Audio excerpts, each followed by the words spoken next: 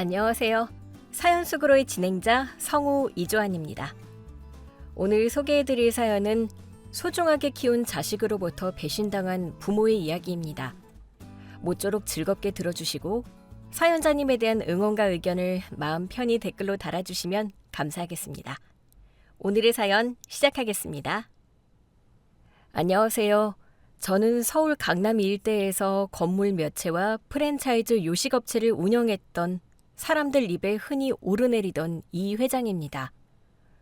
지금 제 나이가 75인데 인생의 황혼기에 정말 지옥 밑바닥까지 찍고 다시 살아 돌아왔습니다. 지금 제 곁에는 저를 보필하던 비서도 없고 으리으리한 기사 딸린 세단도 없습니다. 하지만 저는 지금 낡은 낚시터 좌대에 앉아 편의점 컵라면을 안주 삼아 소주 한 잔을 기울이며 이 글을 씁니다. 그리고 감히 말씀드리건대 1,000억을 가지고 있던 그때보다 빈털터리가 된 지금이 훨씬 더 행복합니다. 믿기지 않으시죠?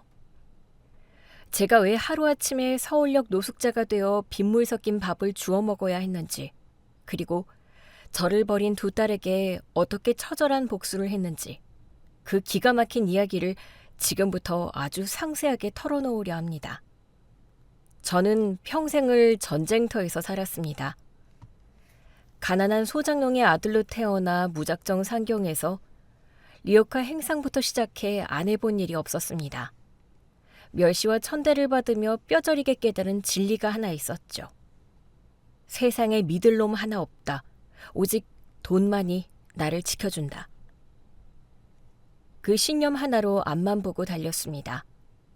아내가 췌장암으로 세상을 떠날 때도 저는 병실보다 회사에 더 오래 있었습니다. 슬픔? 그런 건 사치라고 생각했습니다. 내가 돈을 벌어야 내 새끼들이 기죽지 않고 사니까요. 딸 셋을 키우면서도 저는 늘 사랑보다는 돈으로 아이들을 통제했습니다. 바빠서 놀아주지 못하는 대신 블랙카드를 쥐어줬고 따뜻한 밥 한 끼 해주는 대신 명품 가방을 안겨줬습니다. 아이들이 백화점 쇼핑백을 들고 와, 우리 아빠 최고! 라며 엄지손가락을 치켜 세울 때마다 저는 제가 아버지 노릇을 아주 훌륭하게 하고 있다고 착각했습니다. 자본주의 사회에서 돈만큼 확실한 사랑의 증표가 어디 있겠습니까? 저는 그렇게 믿었습니다. 아니, 그렇게 믿고 싶었는지도 모릅니다. 하지만 그 견고하던 제 믿음이 산산조각 나는 데는 그리 오랜 시간이 걸리지 않았습니다. 사건의 발단은 작년 가을, 유난히 스산한 바람이 불던 어느 날이었습니다. 정기 건강검진 결과를 들으러 간 병원에서 의사 선생님이 심각한 표정으로 차트를 넘기더군요. 회장님, 마음 단단히 먹으셔야겠습니다. 초기 알츠하이머 소견이 보입니다. 순간 머릿속이 하얘지더군요. 치매라니. 천하의 이만석이 벽에 똥칠을 하며 기억을 잃어간다니. 호랑이 같던 제 자존심에 금이 가는 소리가 들렸습니다. 그리고 곧이어 덜컥 겁이 나기 시작했습니다. 죽음보다 더 무서운 건 제가 평생 피땀 흘려 일군 내 왕국, 내 재산이었습니다. 내가 정신을 놓는 순간 하이에나 같은 임원놈들이나 사회놈들이 내 재산을 갈기갈기 찢어 발기겠구나. 밤마다 악몽을 꿨습니다. 제가 침을 흘리며 휠체어에 앉아있는데 사람들이 제 금고를 털어가며 비웃는 꿈이었죠. 식은땀을 흘리며 깨어난 새벽, 저는 결단을 내렸습니다. 그래, 내가 정신이 온전할 때 내 뜻대로 나를 끝까지 지켜줄 자식에게 모든 걸 넘기자. 저는 다음날 즉시 고문 변호사를 불렀습니다. 강남의 빌딩 3채, 경기도의 물류센터 부지, 알짜배기 주식들, 그리고 비밀금고의 현금과 골드바까지 어림잡아 1,000억 원, 실로 막대한 금액이었습니다. 목록을 정리한 저는 비장한 마음으로 세 딸을 호출했습니다. 장소는 청담동에서도 가장 비싸다는 중식당 황제의 VIP 룸이었습니다. 저녁 7시 화려하게 차려입은 첫째 미연이와 둘째 미선이 그리고 늘 수수한 차림의 막내 미주가 들어왔습니다. 첫째 미연이는 강남 성형외과 원장한테 시집가서 떵떵거리고 살지만 실상은 남편의 도박비 때문에 속이 썩어가는 상태였고, 둘째 미선이는 사업가랍시고 이것저것 손대다 말아먹어 제 법인카드 없이는 생활이 안 되는 상황이었죠. 막내 미주는 30이 넘도록 변변한 직장도 없이 웹툰 작가가 되겠다고 편의점 알바나 전전하는 제 눈엔 가장 한심한 자식이었습니다. 1인당 50만 원이 넘는 코스 요리가 나왔지만 아무도 젓가락을 들지 못했습니다. 제 표정이 너무 비장했거든요. 저는 물 한 모금으로 목을 축인 뒤 폭탄 선언을 했습니다. 다들 잘 들어라. 내 건강이 예전 같지 않다. 그래서 결심했다. 내 전 재산을 정리해서 지금 당장 너희에게 증여하겠다. 증여. 그 두 글자가 떨어지자마자 첫째와 둘째의 눈동자가 맹수처럼 번뜩이는 걸 저는 똑똑히 봤습니다. 슬픔이나 걱정이 아니라 억누를 수 없는 탐욕이 그들의 눈빛을 지배하더군요. 단, 조건이 있다. 공짜는 없다. 너희가 이 늙은 아비를 얼마나 사랑하는지, 앞으로 나를 어떻게 모실 건지 지금 이 자리에서 말해봐라. 그 대답의 무게만큼 내 재산을 나눠주마. 일종의 효도 경매를 붙인 셈이죠. 지금 생각하면 정말 미치광이 같은 짓이었지만 그때는 그게 가장 합리적이고 자본주의적인 방식이라고 믿었습니다. 침묵은 길지 않았습니다. 돈 냄새를 맡은 첫째 미연이가 먼저 눈물을 글썽이며 입을 열더군요. 연기학원을 다녔나 싶을 정도로 표정 연기가 일품이었습니다. 아버지, 왜 갑자기 그런 약한 말씀을 하세요? 저한테 아버지는 하늘에 떠있는 태양 같은 존재예요. 태양이 없으면 생명이 살 수 없듯이 아버지 안 계신 세상은 저한테 지옥이나 마찬가지예요. 미연이는 제 손을 잡고 볼을 비비며 말을 이었습니다. 제가 맏딸이잖아요. 엄마 돌아가시고 아빠가 얼마나 고생하셨는지 제가 제일 잘 알아요. 저는 제 목숨보다 아빠를 더 귀하게 모실 거예요. 남편 병원 일도 다 제쳐두고 아빠 손발이 되어드릴게요. 저한테 맡겨주세요. 화려했습니다. 듣기 좋은 미사여구가 폭포수처럼 쏟아졌죠. 뻔한 아부일 수도 있다는 생각이 스쳤지만 늙은이의 귀는 얇았습니다. 태양이라니, 목숨보다 귀하다니. 그 달콤한 말이 제 가슴을 간지럽히더군요. 질세라 둘째 미선이가 치고 들어왔습니다. 언니는 무슨 소설을 쓰고 있어? 아빠, 거창한 말 다 필요 없어요. 아빠는 제 심장이에요. 심장이 멈추면 사람이 죽는 거잖아요? 저는 아빠를 위해서 제 사업도 다 접을 거예요. 미선이는 확신에 찬 목소리로 구체적인 공약을 내걸었습니다. 매일 아침 아빠 좋아하시는 자연산 전복죽 끓여 올리고요. 철마다 해외 골프 여행 모시고 다닐게요. 아빠 여생을 황제처럼, 아니 신선처럼 모실 자신 있어요. 저만 믿으세요. 저는 껄껄 웃음을 터뜨렸습니다. 그래, 돈이 좋긴 좋구나. 이 맛에 돈을 버는 거지. 자식들이 이렇게 나를 끔찍하게 생각하는데 내가 그동안 너무 의심하고 살았구나 싶었습니다. 저는 흐뭇한 눈으로 막내 미주를 바라봤습니다. 평소엔 틱틱거려도 1000억이라는 거금 앞에서는 너도 별 수 없겠지. 언니들만큼은 아니더라도 빈말이라도 좋게 하겠지 싶었습니다. 미주야, 너는 할 말 없느냐? 언니들 하는 거 봤지? 너도 아비한테 하고 싶은 말이 있을 거 아니냐? 미주는 묵묵히 탕수육만 집어먹고 있었습니다. 내 재촉에 미주가 젓가락을 탁 내려놓으며 저를 똑바로 쳐다봤습니다. 그 눈빛에는 탐욕도 아부도 없었습니다. 그저 싸늘한 경멸과 안타까움만이 담겨 있었죠. 아빠, 오냐, 말해봐라. 지금 이거 뭐 하는 거예요? 칠순잔치도 아니고 자식들 불러놓고 돈 놓고 경매해요? 유치하게 진짜. 뭐? 유치? 순간 식당 안의 공기가 얼어붙었습니다. 언니들이 미주를 째려봤지만 미주는 아랑곳하지 않고 말을 이었습니다. 가족끼리 사랑하는 게 당연한 거지. 그걸 무슨 가격 매기듯이 입을 털어야 해요? 전 할 말 없어요. 언니들처럼 입에 빨린 소리? 전 죽어도 못해요. 그냥 아빠 아프지 말고 건강하게 오래 사시면 되는 거지. 무슨 지분을 따지고 앉아있어요? 아빠는 우리가 자식으로 보여요? 아니면 투자처로 보여요? 순간 피가 거꾸로 솟았습니다. 감히 내가 주는 1,000억을 앞에 두고 나를 가르치려 들다니.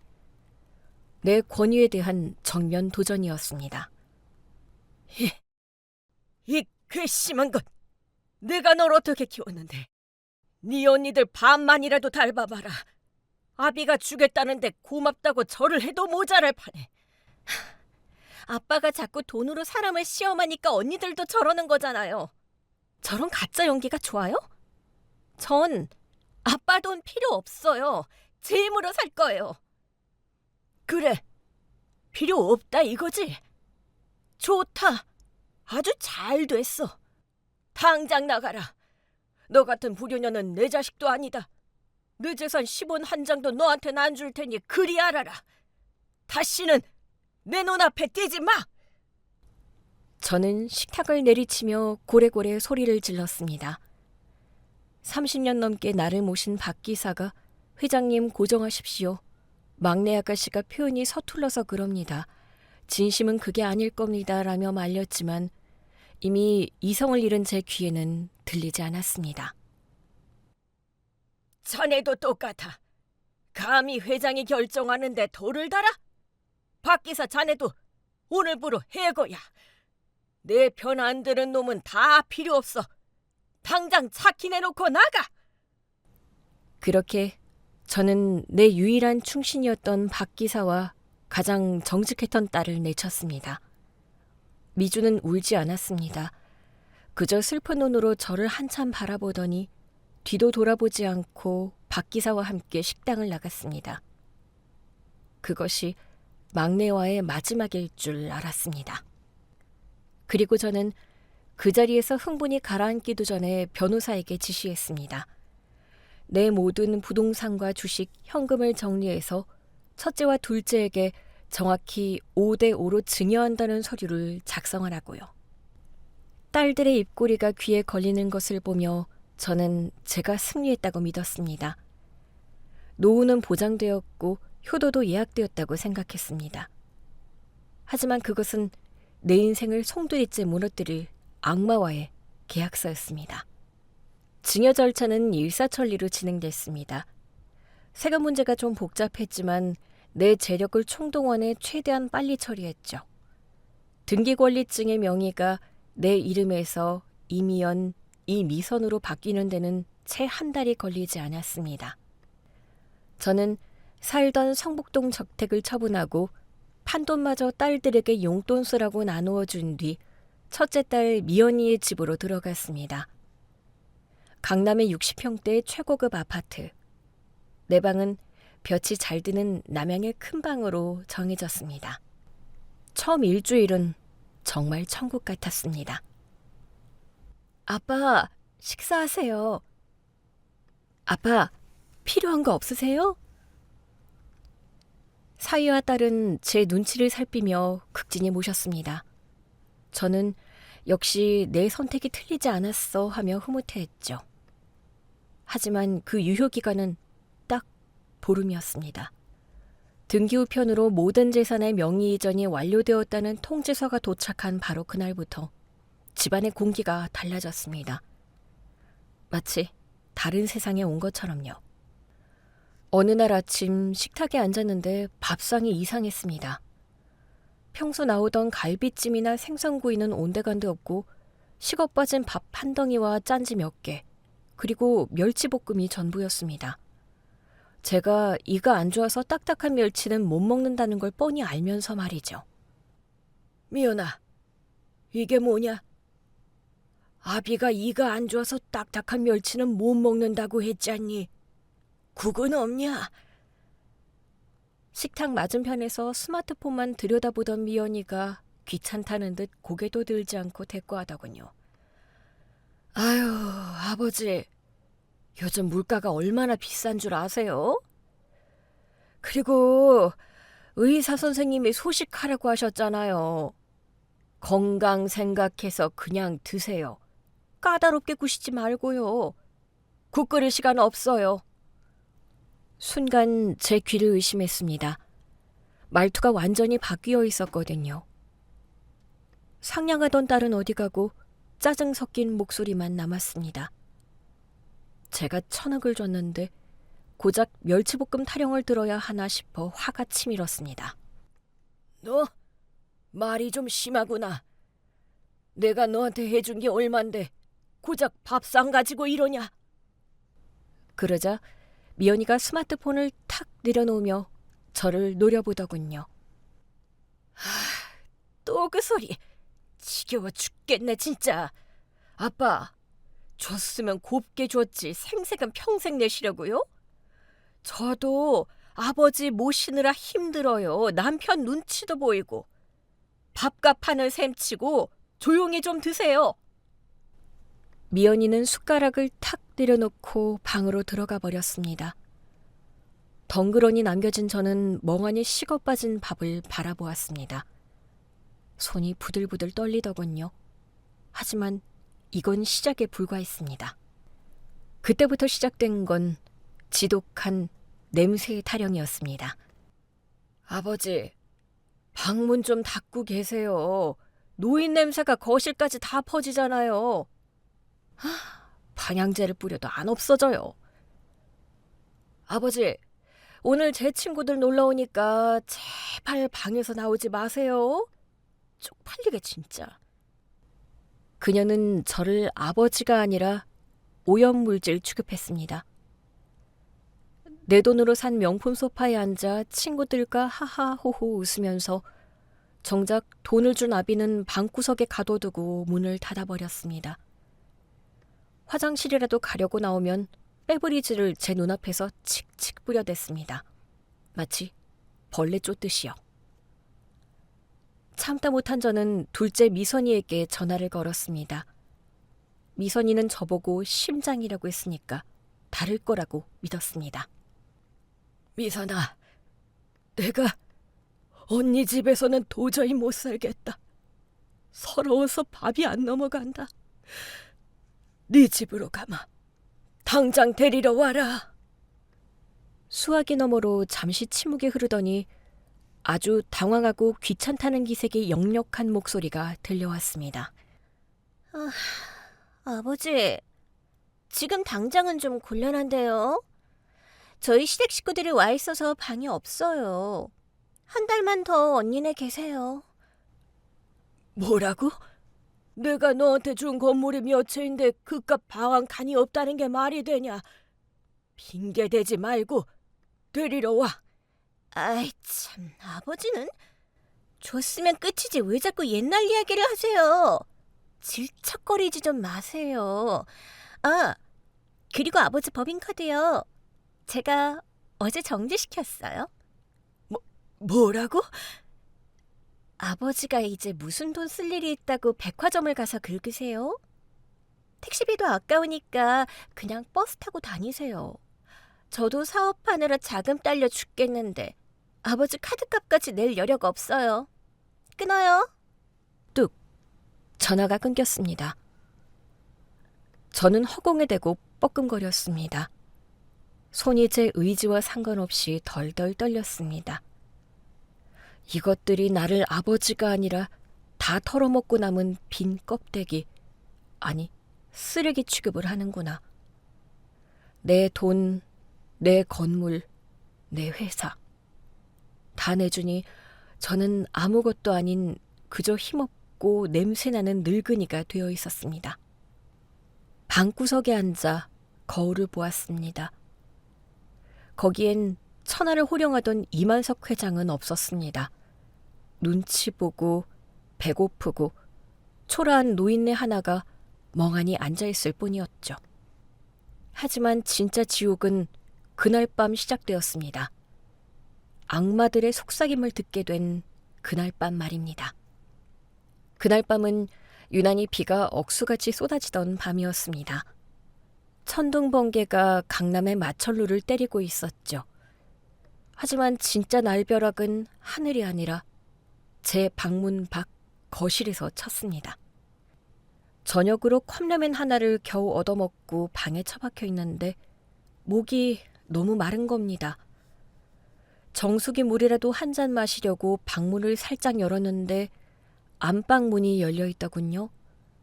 그리고 거기서 들려오는 첫째 딸 미연이와 사위의 목소리. 저는 제 귀를 의심했습니다. 아니, 차라리 제가 진짜 노망이 나서 헛소리를 듣는 거길 바랐습니다. 여보, 나 진짜 더는 못 해먹겠어.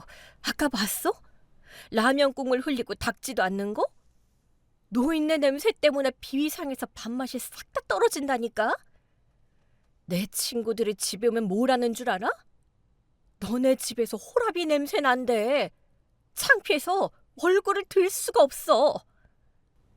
딸의 목소리는 짜증을 넘어 혐오로 가득 차 있었습니다. 그러자 사위놈이 달래듯이 말하더군요. 조금만 참아. 어차피 명의 이전 다 끝났고 세금 문제도 해결됐잖아. 이제 우리가 갑이야. 장인어른? 빈 껍데기지 뭐. 아니, 그래도 그렇지. 저 영감탱이 눈빛 살아있는 거 봐. 아직도 지가 회장인 줄 알아. 아까 나한테 물 가져오라고 소리치는데 진짜 밥상 엎어버릴 뻔했다니까? 야, 미선이랑 통화는 해봤어? 걔는 뭐래? 처제도 찬성하더라. 자기네 집으로 모시는 건 죽어도 싫대. 시댁 식구 핑계대는 것도 한계가 있다고 언니가 알아서 처리해달래. 비용은 반반 된다고. 처리? 말은 쉽지. 그래서 말인데 여보, 당신이 알아봤다던 거기 확실해? 저는 숨을 죽이고 문틀을 꽉 잡았습니다. 철이라니. 나를 무슨 쓰레기 분리수거하듯 말하는 저것들이 내 뱃속으로 낳은 자식이라니. 이어지는 사위의 대답은 제 심장을 멈추게 만들었습니다. 확실해. 경기도 양평 쪽에 있는 요양병원인데 내 대학 선배가 원장이야. 거기가 말이 요양병원이지 사실상 폐쇄병동이거든. 폐쇄병동? 면회 사절되고 환자 개인 핸드폰 압수하고 외부랑 연락 완전히 차단되는 곳. 돈 좀 쥐어주면 멀쩡한 사람도 중증 치매 환자로 둔갑시켜서 강제 입원시키는 거. 일도 하냐? 쿵. 세상이 무너지는 소리가 들렸습니다. 다리에 힘이 풀려 주저앉을 뻔했습니다. 요양병원? 강제 입원? 나를, 사지가 멀쩡한 나를 정신병자 취급해서 가두겠다고? 그것도 영원히? 어머, 자기야, 진짜? 그럼 아빠가 난동 피우거나 경찰 부를 일은 없는 거지? 걱정 마. 들어가자마자 안정제 주사 놓고 약 먹이면 하루 종일 잠만 자게 된대. 그냥 숨만 쉬는 거지. 그러다 뭐 자연스럽게 돌아가시면 장례나 치러드리면 되고. 와, 대박. 자기 능력 좋다. 그럼 언제 보낼 거야? 나 하루가 급해. 이번 주말에 비 온다니까 드라이브나 가자고 꼬셔서 태우고 가서 넣어버리자. 맛있는 거 사드린다고 하면 좋다고 따로 나설걸? 그러고 나서 우린 보상 심리로 하와이나 갔다 오자고. 어때? 자기야, 최고다. 속 시원해. 빨리 주말이 왔으면 좋겠다. 방문 너머로 들려오는 두 사람의 낄낄거리는 웃음소리. 그것은 악마의 웃음소리였습니다. 현대판 고려정이 전설 속에만 있는 게 아니었습니다. 대한민국 최고 부촌이라는 강남 한복판, 내 돈으로 사준 60평 아파트 안방에서 내 자식들이 나를 산채로 묻어버릴 계획을 짜고 있었던 겁니다. 공포가 밀려왔습니다. 평생 누구에게도 져본 적 없는 이만석이었지만 이번엔 달랐습니다. 저들은 젊고 나는 늙고 병들었습니다. 게다가 법적으로 나는 이미 빈털털이었죠. 잡히면 끝이다. 저들이 작당하고 나를 미친 사람으로 몰아 약물을 투여하면 나는 꼼짝없이 갇혀서 똥오줌을 받아내며 서서히 죽어갈 게 뻔했습니다. 도망쳐야 한다. 지금 당장. 본능이 제게 소리쳤습니다.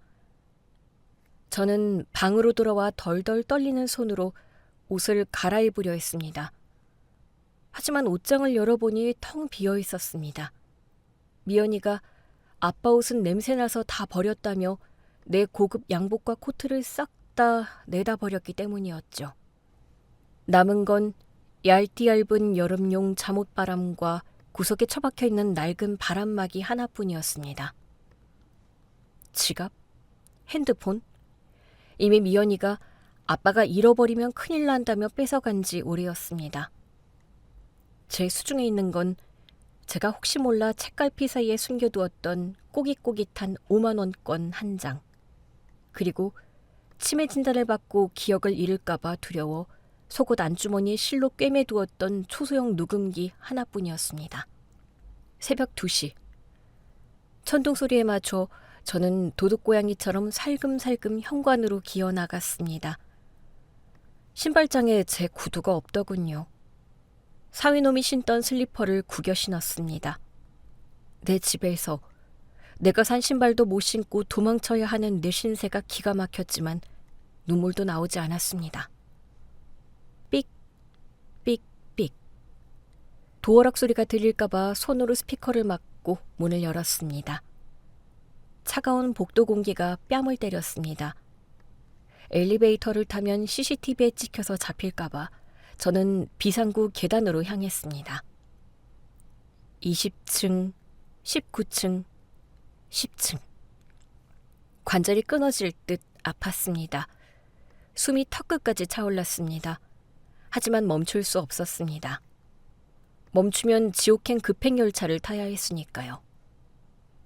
1층 현관문을 박차고 나가자마자 폭우가 제 몸을 덮쳤습니다. 차가운 빗물이 눈물과 섞여 흘러내렸습니다. 저는 뒤도 돌아보지 않고 달렸습니다. 슬리퍼 한 짝에 벗겨져 빗물에 떠내려갔지만 주울 생각도 못했습니다. 맨발로 아스팔트를 밟으며 천억 자산가 이만석은 그렇게 어둠 속으로 사라졌습니다. 택시를 잡으려 손을 흔들었지만 비에 젖은 미친 늙은이를 태워줄 기사는 없었습니다. 걷고 또 걸었습니다. 화려한 강남의 네온 사인이 저를 비우는 것 같았습니다. 내가 돈이 있을 땐 굽신거리더니 돈이 없으니 개만도 못하게 보는구나. 그렇게 무작정 걷다 보니 도착한 곳이 서울역이었습니다. 살면서 서울역은 택시를 탈 때나 와봤지 이런 모습일 줄은 몰랐습니다.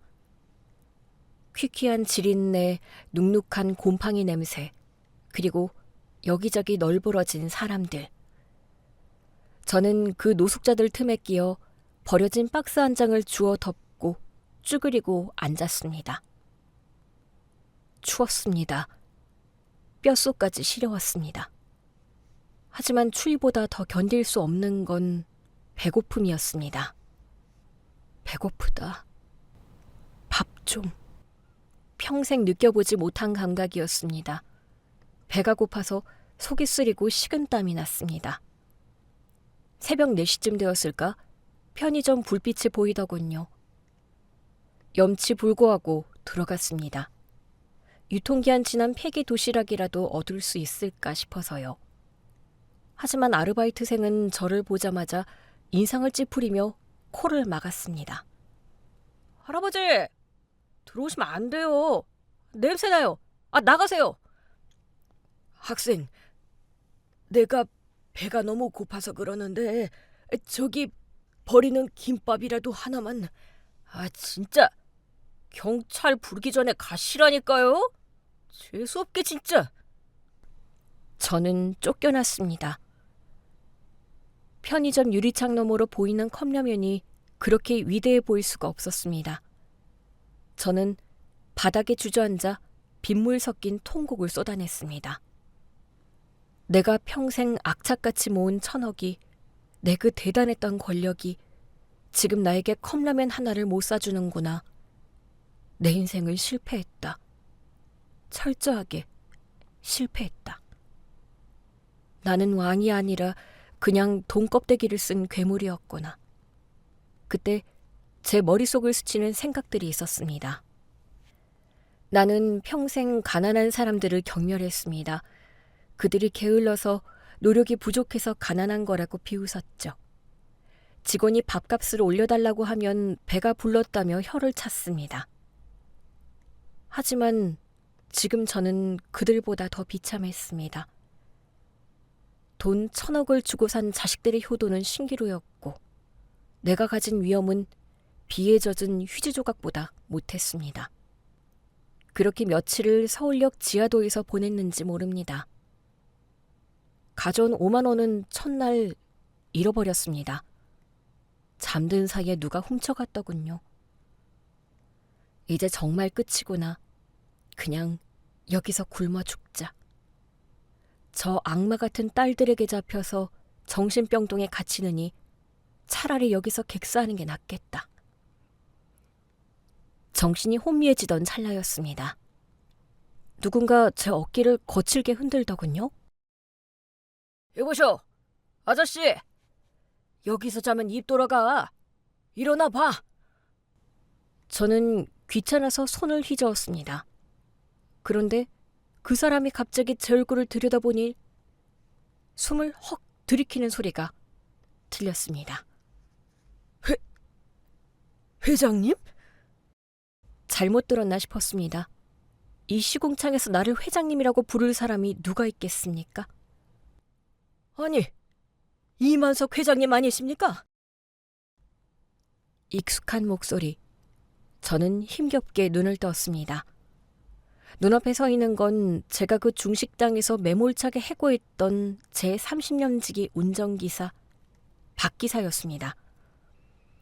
개인 택시 기사 복장을 한 그가 믿을 수 없다는 표정으로 도깨비를 본 듯한 얼굴로 저를 내려다보고 있었습니다. 박 기사, 자네인가? 목소리가 잘 나오지 않았습니다. 박 기사는 제 꼴을 보더니 그 자리에 무릎을 꿇고 펑펑 울기 시작했습니다. 세상에, 회장님, 도대체 이게 무슨 꼴이십니까? 누가 회장님을 이렇게 만들었습니까? 박 기사, 배가 고프네. 아이고, 회장님, 제가 죽을 죄를 졌습니다. 일단 타세요. 얼른요. 제가 모시겠습니다. 박 기사는 냄새나는 저를 부축해 자신의 택시에 태웠습니다. 따뜻한 히터 바람이 나오자 긴장이 풀리며 정신을 잃었습니다. 얼마나 지났을까요? 눈을 떠보니 낯선 천장이 보였습니다. 퀴퀴한 냄새 대신 구수한 냄새가 났습니다. 좁지만 따뜻한 방, 그리고 부엌에서 누군가 달그락거리며 요리를 하는 뒷모습이 보였습니다. 아빠? 일어났어? 그 아이였습니다. 제가 돈 한 푼 안 주고 내쫓았던, 가족끼리 돈 거래하는 거 아니다라고 대들었던 막내딸 미주. 미주가 쟁반에 뚝배기를 받쳐들고 제게 다가왔습니다. 아빠, 이게 도대체 무슨 일이야? 박기사 아저씨한테 연락받고 기절하는 줄 알았어. 미주의 눈은 퉁퉁 부어 있었습니다. 꾀주주한 제 손을 잡은 미주의 손이 따뜻했습니다. 저는 차마 딸의 얼굴을 볼 수가 없어서 고개를 떨구었습니다. 미주야, 미안하다. 이 못난 애비를 용서해라. 아빠, 그런 말 하지 마. 일단 이거부터 먹어. 아빠 좋아하는 콩나물 국밥 끓였어. 김이 모락모락 나는 콩나물 국밥. 화려한 전복죽도 샥스핀도 아니었습니다. 그저 멸치 국물에 콩나물 몇 가닥, 밥 한 덩이 말아놓은 3,000원짜리 국밥이었습니다. 그런데 숟가락을 드는 제 손이 덜덜 떨렸습니다. 한 숟가락 입에 넣자 뜨거운 국물이 얼어붙은 제 내장을 녹이며 내려갔습니다. 눈물인지 콧물일지 모를 것이 국밥 그릇에 뚝뚝 떨어졌습니다. 그건 제 평생 먹어본 음식 중 가장 맛있고 가장 비싼 밥이었습니다. 저는 국밥을 먹으며 결심했습니다. 이대로 죽을 순 없다. 나를 짐승 취급하고 버린 그년들에게 이만석이 아직 살아있다는 걸 보여주겠다고. 내 눈에 피눈물을 흘리게 한 대가를 피로 갚아주겠다고. 저는 품속 깊은 곳에서 제 마지막 무기인 녹음기를 꺼내 막내에게 건넸습니다. 미주야, 내가 정신이 오락가락해서 이걸 챙겨뒀는데 들어보니 기가 막힌 게 들어있더라. 이걸로 내 돈 다시 찾아야겠다. 막내 미주가 덜덜 떨리는 손으로 녹음기 버튼을 눌렀습니다. 옥탑방의 정적을 깨고 쥐짓거리는 소음과 함께 그날 밤의 악마 같은 목소리들이 흘러나왔습니다. 냄새나서 못 살겠네. 빨리 죽지도 않고. 정신병원에 쳐넣어. 원장이 내 선배잖아. 돈 좀 쥐어주면 강제 입원? 일도 아냐. 그러고 우린 하와이나 갔다 오자고. 녹음이 끝나는 순간 미주는 입을 틀어막고 오열했습니다.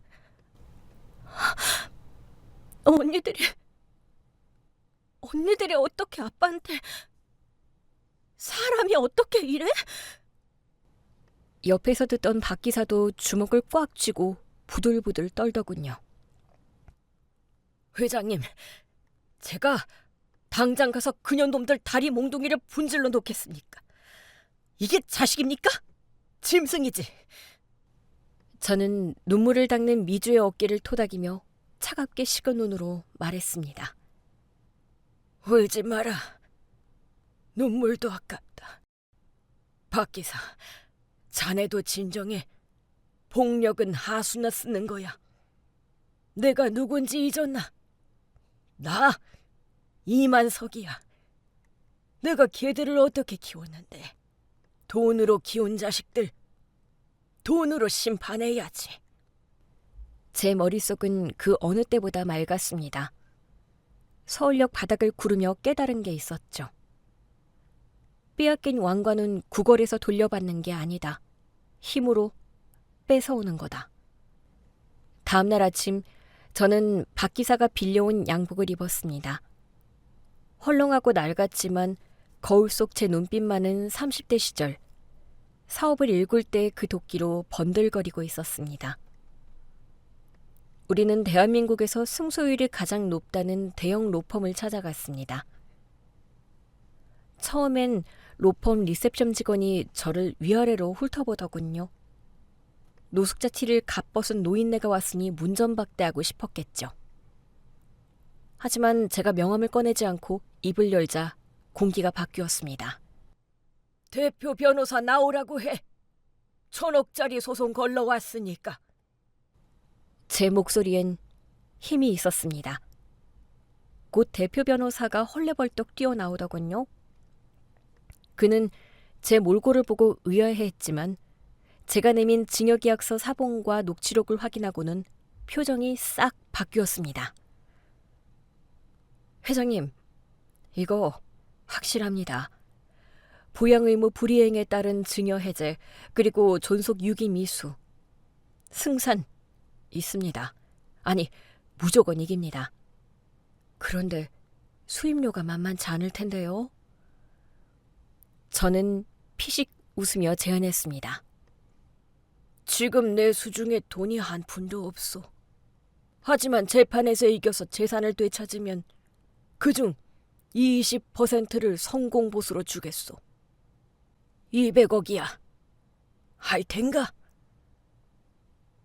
변호사의 눈이 첫째 딸의 눈처럼 탐욕스럽게 빛났습니다. 맡겨만 주십시오, 회장님. 뼈와 살을 갈아서라도 되찾아 드리겠습니다. 그렇게 복수의 칼날은 갈아졌습니다. 하지만 저는 바로 법원으로 가지 않았습니다. 놈들이 가장 아파할 곳부터 찌르기로 했죠. 바로 명예와 사회적 시선이었습니다. 며칠 뒤 아침 뉴스에 속보가 떴습니다. 1,000억 기부왕 이만석 회장, 두 딸에게 전 재산 뺏기고 서울역 노숙자로 발견. 충격, 냄새나니 정신병원 가도, 폐륜 두 딸의 통화 녹취 입수. 세상은 발칵 뒤집혔습니다. 제가 평소에 기부를 좀 했던 터라 여론은 더 뜨거웠죠. 인터넷 수사대 아시죠? 네티즌들이 무섭더군요. 반나절도 안 돼서 첫째 딸 미연이의 성형외과와 둘째 미선이의 회사 신상이 틀렸습니다. 그녀들이 인스타그램에 올렸던 효녀 코스프레 사진과 명품 자랑질 사진들이 캡처되어 전국으로 퍼져나갔습니다. 댓글창은 전쟁터였습니다. 와, 저 명품 가방에 아빠 밥 굶겨서 산 거냐? 성형외과 불매 운동합니다. 저 손으로 사람을 고쳐? 악마가 따로 없네. 아버지를 정신병원에? 너희가 갈 곳은 감옥이다. 딸들의 병원과 회사 앞에는 계란을 던지는 시위대까지 생겨났습니다. 그제야 놈들에게서 연락이 오더군요. 핸드폰 불이 나게 전화가 왔지만 저는 받지 않았습니다. 이제 와서 비는 척 해봤자 소용없으니까요. 그리고 드디어 대망의 첫 재판날이 밝았습니다.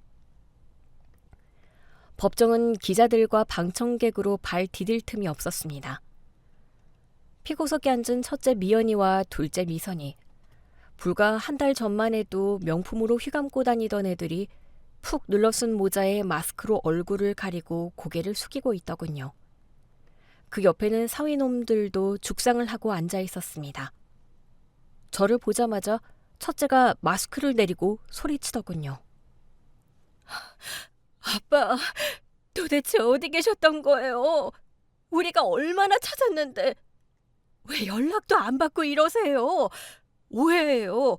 다 오해라고요. 오해? 내가 노숙자가 돼서 굶어 죽을 뻔한 게 오해냐?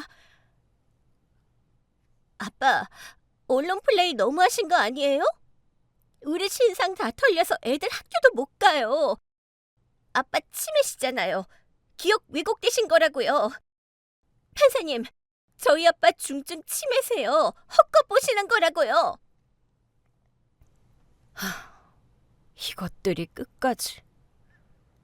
저는 변호사에게 눈짓을 보냈습니다. 존경하는 재판장님, 피고들은 원고의 건강 상태를 핑계로 폐륜 행위를 정당화하고 있습니다. 하지만 여기 피고들의 민낯이 담긴 결정적인 증거가 있습니다. 변호사가 USB를 제출하고 법정 스피커 볼륨이 올라갔습니다. 여보, 나 진짜 못해 먹겠어. 노인네 냄새 때문에 밥맛 떨어진다니까. 경기도 양평 쪽에 폐쇄병동 있어. 돈 좀 쥐어주면 멀쩡한 사람도 치매 환자로 만들어서 강제 입원 가능해. 잘 됐네.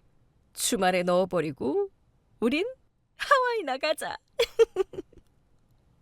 법정안은 물을 끼얹은 듯 조용해졌다가 곧이어 방청석에서 탄식이 터져 나왔습니다. 어우, 세상에. 저게 사람이냐? 짐승이지. 사형시켜라, 사형.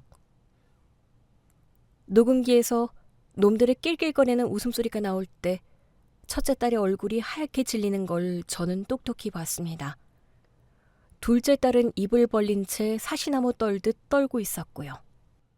피고들, 이 목소리 본인들 맞습니까? 아니에요. 저거 조작이에요. 요즘 딥페이크? AI? 그런 걸로 목소리 만든 거예요. 아빠가 우리 매장시키려고 꾸민 짓이라고요. 저 노인네가 얼마나 독한 사람인지 아세요? 닥쳐라, 천하의 몹쓸년들아. 내가 너희를 어떻게 키웠는데 금이야 아욱이야 손에 물 한 방울 안 묻히고 키웠더니 늙고 병든 아비를 진작 취급해? 밥을 굶기고 그것도 모자라 멀쩡한 사람을 정신병원에 가두려 해. 제 호통 소리가 법정을 쩌렁쩌렁 울렸습니다. 판사님도 제 기세에 놀란 듯했습니다. 내 눈에 흙이 들어가기 전엔 어림도 없다. 판사님, 저 년들이 내 딸이라니 내 피가 더럽게 느껴질 지경입니다. 부디 법대로, 아니 법보다 더 무섭게 심판해 주십시오. 언니, 언니가 시켰잖아. 나는 그냥 언니가 하자는 대로 한 거라고. 뭐?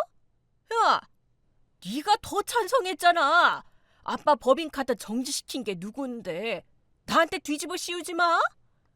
야, 니네 와이프가 바람 잡은 거잖아. 우리 병원 망하면 책임질 거야? 형님이 원장 선배라며. 형님이 주도했잖아. 난장판이었습니다. 조금 전까지 치매라며 똘똘 뭉쳤던 것들이 돈과 형벌 앞에서는 서로의 목을 물어뜯는 짐승이 되어 있더군요.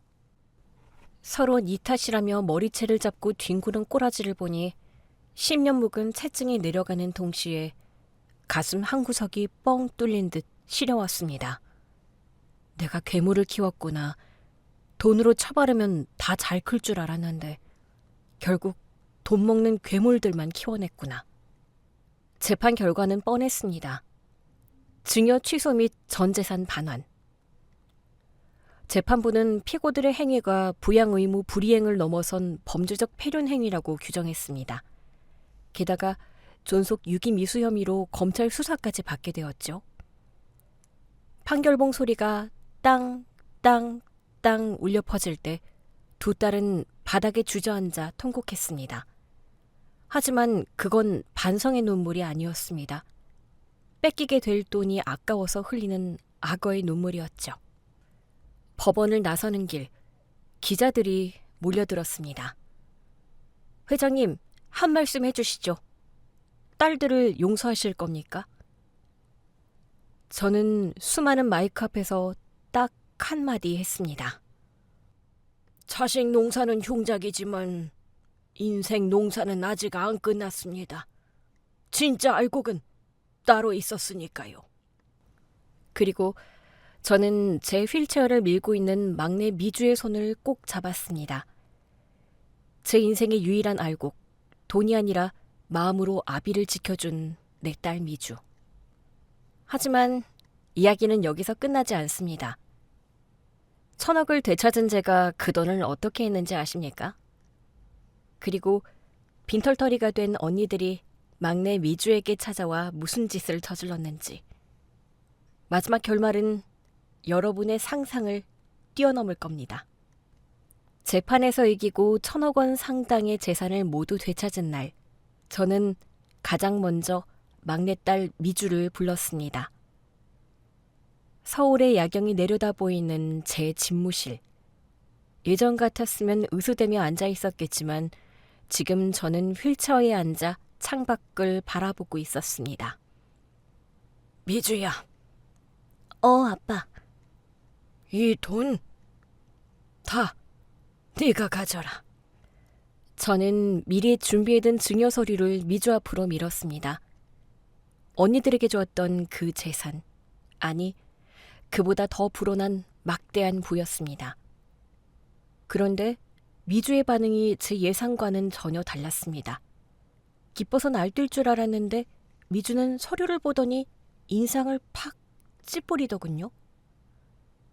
아빠, 지금 또 뭐 하는 거야? 뭐 하긴, 상 주는 거지. 너는 언니들과 달랐잖니. 나를 끝까지 지켜줬고. 그러니까 이 돈 받을 자격이 있어. 나 이 돈 싫어. 안 받아. 뭐? 너 바보냐? 이게 얼마짜린 줄 알고. 1,000억이야. 평생 놀고 먹어도 남을 돈이라고. 아빠, 나 무서워. 이 돈이 언니들을 괴물로 만들었잖아. 멀쩡하던 가족을 갈기갈기 찢어놨잖아. 나도 이 돈 받으면 언니들처럼 변할까봐 겁나. 아빠 눈에 내가 딸이 아니라 투자 대상으로 보일까봐 싫다고. 미주야. 나는 지금이 좋아. 아빠랑 옥탑방에서 콩나물국밥 먹을 때가 아빠가 회장님일 때보다 훨씬 더 행복했어. 그냥 아빠가 다 써. 맛있는 거 사 먹고 여행 다니고 박기사 아저씨 월급도 좀 올려주고. 난 내 힘으로 웹툰 작가 데뷔해서 성공할 거야. 그러니까 돈으로 나 시험하지 마. 뒤통수를 한 대 세게 맞은 기분이었습니다. 그때 깨달았습니다. 나는 지금까지 돈으로 사람을 지배하려고만 했지 단 한 번도 진심으로 사람을 믿어본 적이 없었구나. 돈 1,000억보다 더 빛나는 보석이 바로 내 눈앞에 있었는데 나는 평생을 돌멩이만 줍고 살았구나. 저는 그 길로 변호사를 다시 불렀습니다. 그리고 제 인생 마지막이자 가장 위대한 계약서에 도장을 찍었습니다. 전 재산의 90%를 사회에 환원한다. 독거노인과 가출 청소년들을 위한 재단을 설립한다. 뉴스는 다시 한번 뒤집어졌습니다. 노블레스 오블리주니 진정한 회장님이니 하며 칭송했지만 저는 그런 명예 따위는 관심 없었습니다. 그저 내 딸 미주가 괴물이 되지 않길 바라는 마음, 그리고 나처럼 돈 때문에 가족에게 버림받는 노인들이 없기를 바라는 속죄의 마음뿐이었습니다. 남은 10%의 돈으로 저는 경기도 외곽에 마당 넓은 작은 전원주택을 하나 지었습니다. 그리고 저를 구해준 생명의 은인 박 기사를 다시 채용했습니다. 아니, 채용이 아니죠. 이제 박 기사는 제 운전기사가 아니라 제 말동무이자 형제가 되었습니다. 평화로운 나날이 이어지던 어느 날이었습니다. 마당에서 박 기사와 강아지 목욕을 시키고 있는데 대문 밖에서 낯익은 목소리들이 들려왔습니다. 아빠, 문 좀 열어주세요. 저 미연이에요. 아빠, 저희가 잘못했어요. 한 번만 용서해 주세요. 대문을 열어보니 몰골이 말이 아니더군요. 명품으로 휘감았던 옷은 어디 가고 낡은 점퍼에 헝클어진 머리. 성형외과는 불매운동으로 문을 닫았고 사위놈은 이혼하자며 위자료 청구 소송을 걸었다고 했습니다. 둘째 역시 빚더미에 앉아 신용불량자가 된 상태였죠. 아빠, 제가 미쳤었나 봐요. 귀신에 씌였었나 봐요. 제발 한 번만 도와주세요. 당장 갈 곳도 없어요. 밥 한 끼만. 언니는 밥이 넘어가? 아빠, 저 빚쟁이들한테 쫓겨요. 제발 1억만, 아니 5천만 원만 용통해 주세요. 아빠 돈 많잖아요. 기부할 돈으로 딸 좀 살려주세요. 저는 그들을 물끄러미 내려다봤습니다. 예전 같았으면 불쌍해서 직업을 열었을지도 모릅니다. 하지만 서울역의 차가운 바닥이 저를 단단하게 만들었죠. 누구시죠? 네? 아빠, 왜 그러세요? 저 맏딸 미연이잖아요. 내 딸 미연이는 1년 전에 죽었다. 나를 정신병원에 쳐넣으려던 날 이미 내 마음속에서 장례까지 다 치렀어. 여기 너희 아버지는 없다. 아빠, 어떻게 이러실 수가 있어요? 핏줄이잖아요. 핏줄? 돈 떨어지니까 핏줄 타령이냐? 너희가 그랬지. 돈 없으면 빈 껍데기라고. 그래, 나는 너희들에게 줄 돈 한 푼도 없다. 다 기부했어. 그러니까 썩 꺼져라. 다시는 내 집에 얼씬도 하지 마. 박 기사, 소금 뿌려. 네, 형님. 재수없게 어디서 행패야? 박 기사가 굵은 소금을 팍팍 뿌리자 딸들은 비명을 지르며 도망쳤습니다. 대문을 걸어 잠그는 제 손이 조금 떨렸지만 마음만은 그 어느 때보다 홀가분했습니다. 악연은 끊어낼 때 비로소 쇠살이 돋는 법이니까요. 그로부터 1년이 지났습니다. 지금 저는 어떻게 살고 있냐고요? 아빠, 쥐 움직인다. 챔질해. 으아차차! 오, 묵직한데? 이거 월척이다. 아이고, 형님, 힘도 좋으셔. 어제 드신 장어가 효과가 있나 봅니다. 지금 저는 집 근처 낚시터 좌대에 앉아 있습니다. 왼쪽에는 내 평생지기 박 기사가, 오른쪽에는 내 보물 미주가 앉아 있습니다. 우리는 지금 갓 끓인 컵라면에 김밥을 나눠 먹고 있습니다. 10만 원짜리 코스 요리보다 미주가 아빠 국물 식기 전에 먹어 하며 건네는 이 컵라면이 1000배는 더 맛있습니다. 어제 미주가 제게 묻더군요.